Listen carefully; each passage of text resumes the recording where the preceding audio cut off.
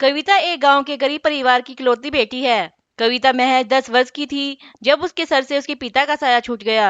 अब घर पर उसकी गरीब माँ ने उसकी सारी परवरिश की। माँ चंपा ने उसको बड़े लाड प्यार से पाला और गरीब माँ ने कभी भी अपनी बेटी को उसके पापा की कमी महसूस नहीं होने दी। गरीब माँ चंपा ने अपनी बेटी को हर वह सुविधा दी जो उसके पिता शायद उसको देते। माँ चंपा अपना घर चलाने के लिए घर पर सिलाई का काम किया करती थी।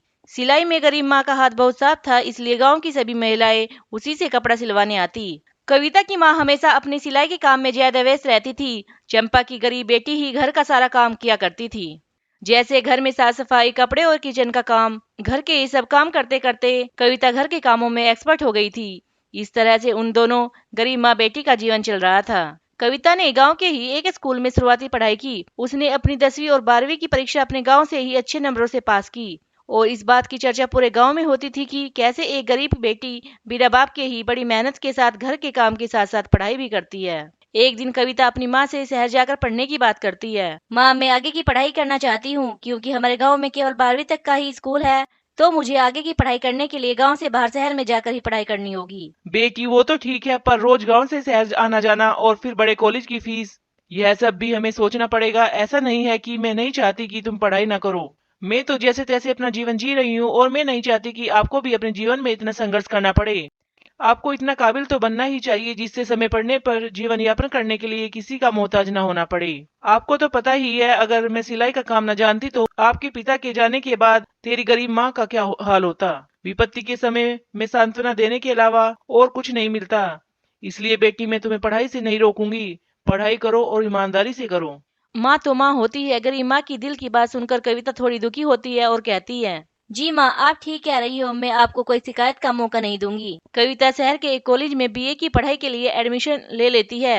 वह अपने घर से ही रोज साइकिल से कॉलेज आया जाया करती।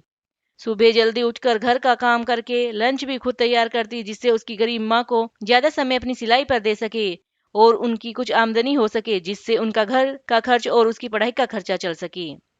सुबह जल्दी उठना, उठकर लंच तैयार करना और साइकिल से शहर कॉलेज के लिए जाना आम सी बात हो गई थी। कुछ समय बाद कविता की दोस्ती एक अमीर लड़की पायल से हो जाती है। वह अमीर होने के बावजूद बहुत सरल स्वभाव व नेक दिल की लड़की थी और शायद इसी स्वभाव के कारण गरीब बेटी की मित्रता एक अमीर लड़की पायल से हो जाती है।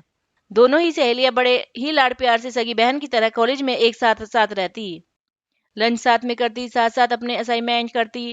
उन दोनों की दोस्ती पूरे कॉलेज में एक चर्चा का विषय बन चुकी थी।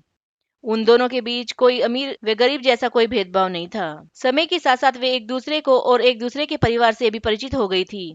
कभी कभी तो पायल अपनी सहेली कविता के घर भी आया करती। वह जब उनके घर आती तो यह सोचकर हैरान रहती कि एक गरीब व छोटा सा घर किस तरह से इन लोगों ने अपनी मेहनत से सजाया हुआ है और कितने खुश रहते हैं। पायल हमेशा अपनी सहेली की राजमा चावल जो कि वह लंच के लिए ले जाया करती थी बहुत ही तारीफ किया करती थी। कविता, तेरे हाथ में जादू है, ऐसे राजमा चावल तो शायद किसी 5 स्टार होटल में भी ना मिले, जो मुझे आसानी से तेरे लंच में खाने को मिल जाते हैं। एक दिन पायल अपने घर अपने माता पिता और बड़े भाई रमेश के साथ डिनर कर रही थी। तभी उसकी माँ उसके पापा से बेटे रमेश की शादी के विषय में बात करती है। सुनते हो जी, अब हमारा बेटा शादी के लायक हो गया है, हमें इसकी शादी कर देनी चाहिए।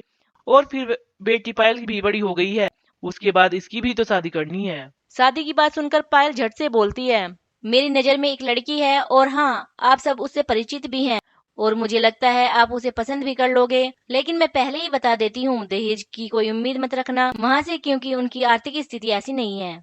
अच्छा, तो तुम कविता की बात कर रही हो ना? हाँ माँ, सही समझा आपने, मैं कविता के बारे में ही कहना चाह रही हूँ। वे हमारी तुलना में थोड़े गरीब तो हैं, लेकिन उनका स्वभाव बहुत सरल है और वे बड़े ही स्वाभिमानी लोग हैं।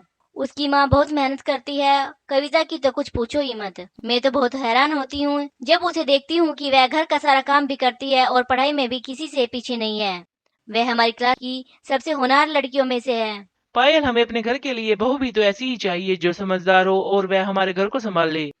भगवान की कृपा से हमारे घर में और किसी चीज की कमी नहीं है। तेरे पापा और भाई दोनों का ही अच्छा बिजनेस है, इसलिए हमें किसी भी तरह की दहेज की इच्छा नहीं है। बस लड़की सुंदर और समझदार हो। माँ, मुझे तो लगता है कि कविता हमारे घर के लिए एक आदर्श बहू होगी। अच्छा, तो ठीक है, एक दिन चलते हैं कविता के घर। रमेश बेटा, तेरी क्या राय है? ठीक है माँ, जैसा आप सबको सही लगे। दरअसल रमेश पहले से ही कविता के बारे में जानता था। वह अक्सर अपनी बहन पायल को कॉलेज छोड़ने जाया करता था। तभी कभी कभी उसकी मुलाकात कविता से हो जाया करती थी और पायल तो कविता के बारे में हमेशा कुछ न कुछ अपने घर पर बताती ही रहती। इसलिए रमेश भी कविता के घर जाने वाली बात पर सहमत हो जाता है। एक दिन पायल अपने परिवार के साथ कविता के घर जाती है, जहाँ पर कविता व उसकी गरीब माँ चंपा उनका बहुत ही अच्छे से स्वागत कर खाने पीने की व्यवस्था करती है। दोनों ही परिवार एक दूसरे के बारे में जानते हुए दोनों सहेलियों के बारे में बात करके हंसते, मानो वे दोनों सगी बहनें हों। अंत में पायल की माँ कविता की शादी के विषय में बात करती। पायल की माँ: बहन जी, जैसा कि आप हमारे यहाँ आने का कारण तो जानती ही हो, हमें आपकी बेटी बहुत पसंद है और हम कविता को अपने घर की बहू बनाना चाहते हैं। और हाँ, मैं पहले ही बता दूं, हमें कविता बेटी से अलग कुछ भी नहीं चाहिए। दोनों बच्चे एक दूसरे को जानते हैं, वे पसंद भी करते हैं, इसलिए हमें दोनों की शादी कर देनी चाहिए। कविता की माँ यह सब सुनकर मन ही मन बहुत खुश होती है। मेरी बेटी की एक ऐसे घर में शादी की बात चल रही है जो अमीर भी है और इन लोगों की दहेज की भी कोई डिमांड नहीं है।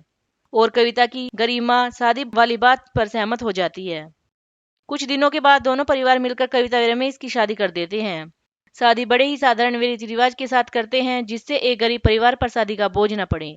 कविता अपने ससुराल आती है, जहाँ पर उसका बड़े ही धूमधाम से स्वागत होता है। कविता अपने ससुराल में अपनी शादीशुदा जिंदगी की हंसी खुशी से शुरुआत करती है। पायल भी अपनी भाभी कविता का बहुत ध्यान रखती है, जिससे कविता को नए घर में आने पर किसी भी समस्या का सामना न करना पड़े।